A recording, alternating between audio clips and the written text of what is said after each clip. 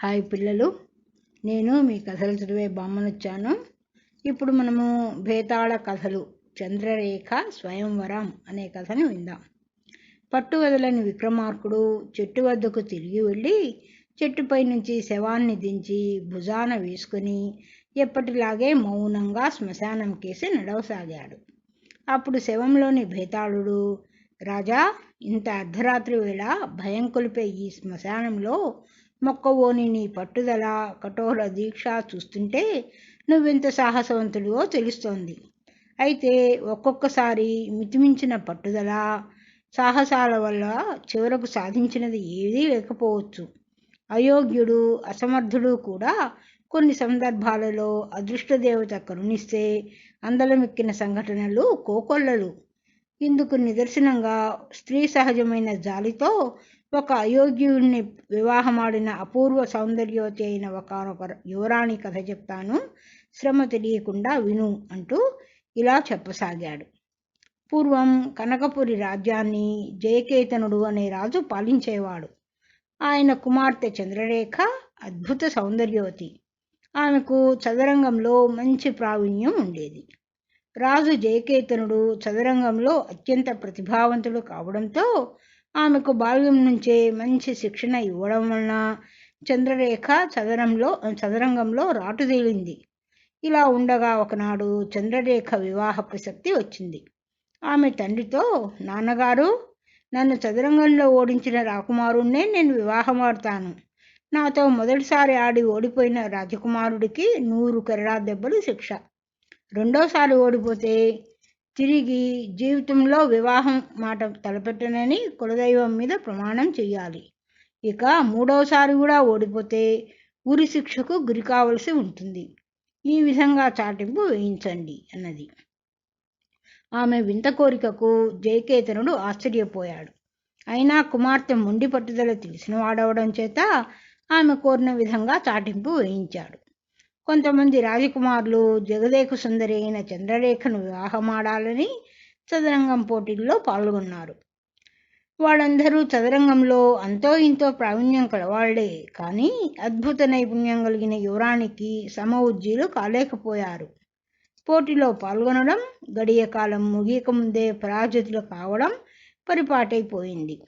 వాళ్ళు స్వయంవర నియమం ప్రకారం 100 కొరడా దెబ్బలు తిని అవమాన భారంతో తమ తమ రాజ్యాలకు తిరిగిపోయారు. ఏ ఒక్కరూ యువరాణితో రెండోసారి పోటీలో పాల్గొనడానికి సిద్ధపడలేదు. ఇలా ఉండగా చారుశీల నగరాన్ని పాలించే సూర్యతేజకు ఈ వింత స్వయంవర వార్త తెలిసింది. అతడు అవివాహితుడు. అంతకుముందే చారుల ద్వారా రాజకుమారి చంద్రరేఖ అద్భుతమైన సౌందర్యాన్ని గురించి విని ఉన్నాడు. ఆనాటి వరకు చదరంగం ఆటలో ప్రాథమిక పరిజ్ఞానం కూడా లేని సూర్యతేజ చదరంగం నేర్చుకోవాలని నిశ్చయించుకున్నాడు. అతడు చదరంగంలో పోటీలు నిర్వహించి అందులో ప్రథముడుగా వచ్చిన విశ్వనాథుడు అనేవాడి ద్వారా చదరంగంలోని మెలకువలు తెలుసుకోసాగాడు. ఈ విధంగా సూర్యతేజ 6 నెలల పాటు చదరంగాన్ని కఠోర సాధన చేశాడు. ఒకనాడు విశ్వనాథుడు సూర్యతేజతో, మీ శిక్షణ పూర్తయింది మహారాజా, నాకు సెలవు ఇప్పించండి అన్నాడు. సూర్యతేజ అతడికి విలువైన బహుమతులు ఇచ్చి చంద్రరేఖతో చదరంగం పోటీలో పాల్గొనేందుకు కనకపురికి బయలుదేరాడు. కొంతమంది ప్రముఖ రాజోద్యోగులు, చంద్రరేఖ తల్లిదండ్రుల సమక్షంలో చదరంగం పోటీ ప్రారంభం అయింది. మొదటిసారిగా చంద్రరేఖ సౌందర్యాన్ని చూసిన సూర్యతేజ చకితుడు అయ్యాడు. అందుకు కారణం తన చారులు వర్ణించిన దానికన్నా ఆమె గొప్ప సౌందర్యవతి. పోటీ ఆసక్తికరంగా కొనసాగుతున్నది. చదరంగం బల్ల మీద పావుల్ని ఇద్దరూ చకచకా కదుపుతున్నారు. సూర్యతేజ ఎంత నేర్పుగా ఆడినా చంద్రరేఖ అమోఘ ప్రావీణ్యం ముందు నిలవలేకపోతున్నాడు. 2 గడియలు గడిచేసరికి సూర్యతేజ రాజును చంద్రరేఖ బందీ చేసింది. యువరాణి గెలిచినందుకు అందరూ హర్షధ్వానాలతో అభినందించారు. 2 భటులు కొరడాలతో ముందుకు వస్తుంటే యువరాణి సూర్యతేజ కేసి జాలిగా చూసింది. ఇక సూర్యతేజ తన రాజ్యానికి బయలుదేరుతాడని అంతా అనుకున్నారు. కానీ అందరి అంచనాలను తల్లకిందులు చేస్తూ సూర్యతేజ రెండోసారి పోటీలో పాల్గొనడానికి సిద్ధపడ్డాడు. ఇది చూసి రెండోసారి యువరాణి వారి చేతిలో ఓడిపోతే పాటించవలసిన నిబంధన ఏమిటో మీకు తెలుసు కదా. జీవితంలో మరొక స్త్రీని చేసుకోనని కులదైవం మీద ప్రమాణం చెయ్యాలి అని కనకపురి మహామంత్రి ఆదిత్యమల్లు సూర్యతేజను హెచ్చరించాడు. ఒకవేళ ఈ నిబంధన మీరు విధించకపోయినా నేను మరొక స్త్రీని వివాహం చేసుకునే అవకాశం లేదు. మీ సంతృప్తి కోసం మీరు కోరినట్టే ప్రమాణం చేస్తున్నాను అని సూర్యతేజ తమ కులదైవమైన పరమశివుడి మీద ప్రమాణం చేశాడు. అప్పుడు రెండోసారి పోటీ ప్రారంభమైంది. ఈసారి సూర్యతేజ తన సర్వశక్తిలో ఒడ్డి ప్రతి ఎత్తు వేయసాగాడు. చంద్రరేఖ మాత్రం నల్లేరు మీద నడకలా చకచకా ఎత్తులు వేస్తున్నది. ఆమె వేగానికి నైపుణ్యానికి సూర్యతేజ అబ్బురపడసాగాడు. ఇంతలో ఒకసారి ఆమె సన్మోహన రూపాన్ని చూస్తూ ఏదో పరధ్యాసలో ఉండి ఒక లిప్తకాలం అతడి ఏకాగ్రత చెదిరింది. మంత్రిని జరపాలని మనసులో అనుకుంటూనే ఏనుగును జరిపాడు. ఆ దశలో అది కీలకమైన తప్పు. అంతే, ఒక అత్యద్భుతమైన ఎత్తుతో చంద్రరేఖ సూర్యతేజను ఓడించింది. మరొకసారి అందరూ ఆమెను గొప్పగా హర్షధ్వానాలతో అభినందించారు. ఇప్పుడు సూర్యతేజ చారుశీల నగరానికి బయలుదేరడం ఖాయమని అంతా భావించారు. అయితే సూర్యతేజ మూడవసారి పోటీకి సిద్ధపడ్డాడు. అతడి మొండి పట్టుదలకు అంతా నివ్వెరపోయారు.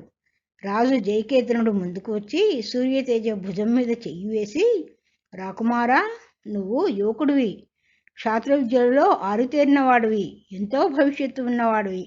ఒక రాజ్యపాలకుడుగా నీకెన్నో బాధ్యతలు ఉన్నాయి. అవన్నీ మర్చిపోయి ప్రాణాన్ని పణంగా పెట్టి ఈ పోటీలో పాల్గొనవద్దు.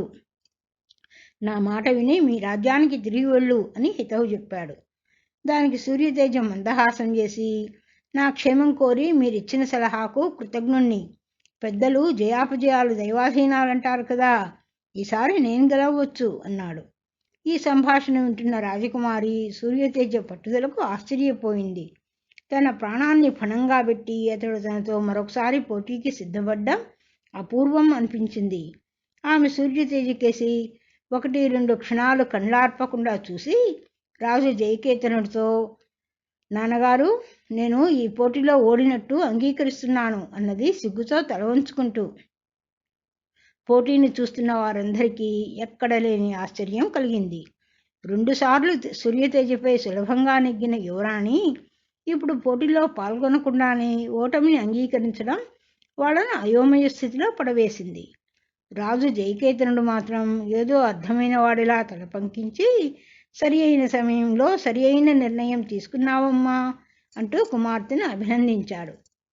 భేతాళుడు ఈ కథ చెప్పి, రాజా, సూర్యతేజ మొదటిసారి చదరంగం పోటీలో ఓడినప్పుడు చంద్రరేఖతో తాను సరితూగలేనని గ్రహించి ఉండాలి. అలా కాక తిరిగి రెండవసారి మూడవసారి పోటీకి సిద్ధపడడం మూర్ఖత్వం కాదా? ఏదో స్త్రీ సహజమైన జాలితో మూడవసారి యువరాణి పోటీకి దిగకుండానే తను ఓడిపోయినట్టు చెప్పబట్టి సరిపోయింది. అలా కానప్పుడు సూర్యతేజ ప్రాణాలు దక్కేవి కాదు కదా.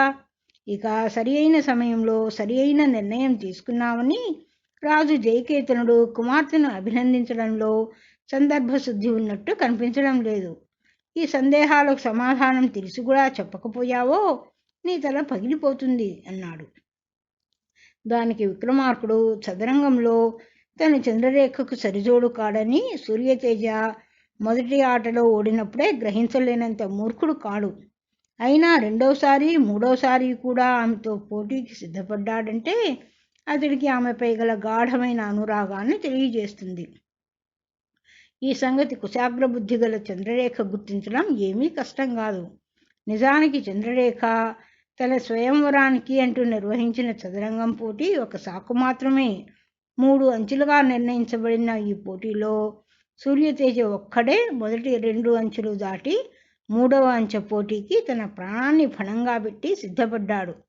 చంద్రరేఖ కోరుకున్నది సరిగ్గా అన్నింటా యోగ్యుడైన ఇటువంటి భర్తనే.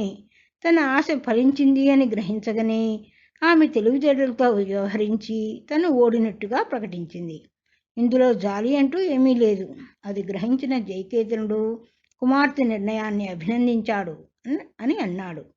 రాజుకు ఈ విధంగా మౌనభంగం కలగగానే భేతాళుడు శవంతో సహా మాయమై తిరిగి చెట్టెక్కాడు. కథ కంచికి బామ్మ ఇంటికి. పిల్లలు, మీకు ఈ కథ నచ్చినట్టయితే లైక్ చేసి సబ్స్క్రైబ్ చేయండి. మీ బంధుమిత్రులతో షేర్ చేయండి.